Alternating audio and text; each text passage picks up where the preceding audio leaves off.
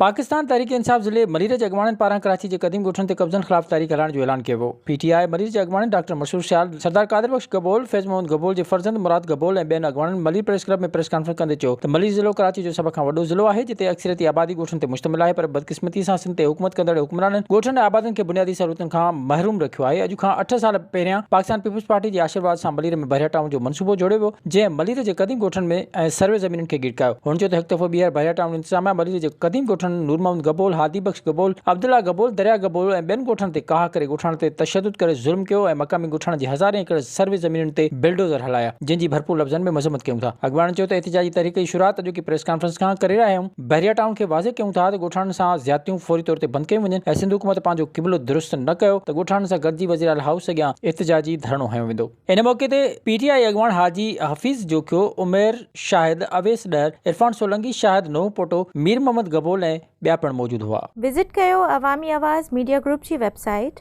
awamiawaz.pk।